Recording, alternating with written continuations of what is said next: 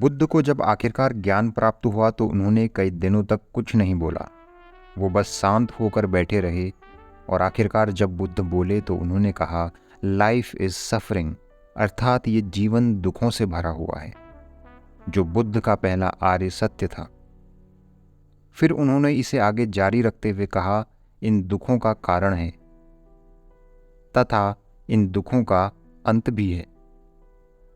और आखिरी उस मार्ग का सत्य जो दुखों को अंत की ओर ले जाता है, और वे थे बुद्ध के अष्टांगिक मार्ग यानी 8 फोल्ड पाथ, जिसमें बुद्ध कहते हैं सही दृष्टि, सही विचार, सही वाणी, सही कर्म, सही आजीविका, सही प्रयास, सही स्मृति, सही ध्यान, ये ही वे मार्ग हैं जिनसे संसार के सारे दुखों से मुक्त हुआ जा सकता है।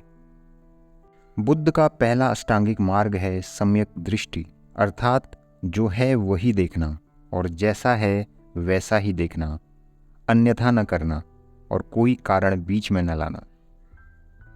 अगला है सम्यक संकल्प या विचार, अर्थात किसी भी प्रकार का हठ न करना और सही विचारों का जीवन में प्रवेश होना, जो करने योग्य है उसे करना और उस पर जीवन दांव पर लगा देना। अगला मार्ग है सम्यक वाणी, जो है वही कहना और अपनी वाणी को संयमित रखना। अगला मार्ग है सम्यक कर्म का, अर्थात वही करना जो तुम्हें करने योग्य लगता है, हर किसी की बातों में आकर कोई भी कार्य न करना। अगला मार्ग बुद्ध कहते हैं सम्यक आजीविका का, अर्थात सही रास्तों से अपनी आजीविका कमाना, जिससे हमारे जीवन में शांति बनी रहेगी। अगला मार्ग है सम्यक प्रयास, अर्थात किसी भी कार्य के लिए सही और उचित प्रयास करना, न जीवन में आलसी बनना, न ही अधिक कर्मठ, क्योंकि ये दोनों दुख का कारण बन सकते हैं।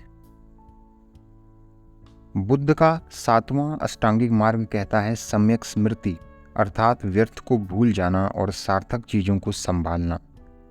यदि हम जीवन में इसका उल्टा करें तो यह भी जीवन में गहरे दुख का कारण बन सकता है।